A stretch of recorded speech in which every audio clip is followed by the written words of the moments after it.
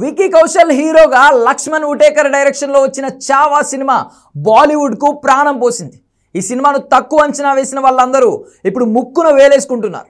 మొదటి రోజు సినిమాకు నెగిటివ్ రివ్యూలు వచ్చినా ఆ తరువాత మాత్రం జనాలకు సినిమా పెచ్చగా ఎక్కేసింది. ముఖ్యంగా హీరో వికీ కౌశల్ చివరి 40 నిమిషాలు చేసిన నటనకు విమర్శకులు సైతం సోషల్ మీడియాలో పాదాభివందనాలు చేస్తున్నారు. సినిమాలో నటించిన రష్మిక మందన కూడా తన రేంజ్ యాక్టింగ్ చూపించింది. ఇక సినిమాకు వసూళ్లు మొదటి 3 రోజులు 120 కోట్లకు పైగానే వచ్చాయి. ఇక బుధవారం నుండి సినిమాకు కలెక్షన్స్ మరింత పెరిగే అవకాశం ఉందని అంచనా వేస్తున్నారు ట్రేడ్ అనలిస్టులు. బుధవారం ఛత్రపతి శివాజీ మహారాజ్ జయంతి ఉంది.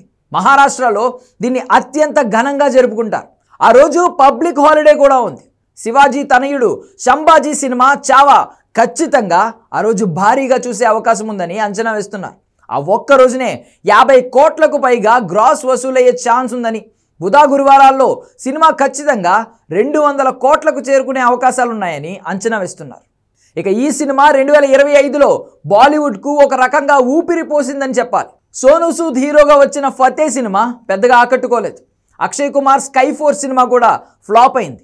కంగనా రనౌత్ చేసిన ఎమర్జెన్సీ సినిమా కూడా ఆకట్టుకోలేదు. ఇక షాహిద్ కపూర్ చేసిన దేవా సినిమా అయితే బాక్స్ ఆఫీస్ వద్ద ఘోరంగా ఫ్లాప్ అయింది. ఇలా జనవరి ఫిబ్రవరిలో వచ్చిన సినిమాలన్నీ బాక్స్ ఆఫీస్ వద్ద బోల్తా పడ్డాయి. ఇలాంటి టైంలో ఫిబ్రవరి 14న రిలీజ్ అయిన చావా సినిమాపై జనాలు భారీ ఆశలు పెట్టుకున్నారు. అంచనాలను మించి సినిమా ఉండడం, వసూళ్లు కూడా అదే రేంజ్లో ఉండడంతో బాలీవుడ్ జనాలు ఊపిరి పీల్చుకున్నారు. వికీ కౌశల్ నటనపై నమ్మకం ఉన్న వాళ్ళు సినిమాకు వెళ్ళగా వాళ్లకు తాను ఏం చేయగలనో చేసి చూపించాడు. ఇక సినిమాకు సౌత్ ఇండియాలో కూడా మంచి రెస్పాన్స్ రావడంతో కలెక్షన్లు భారీగా పెరుగుతున్నాయి. అటు ఉత్తరాదిలో సినిమా జనాలకు స్లోగా ఎక్కుతుంది ఈ సినిమా. ముఖ్యంగా మహారాష్ట్ర, మధ్యప్రదేశ్, ఉత్తరప్రదేశ్ రాష్ట్రాల్లో సినిమాకు కలెక్షన్లు భారీగా పెరుగుతున్నాయి.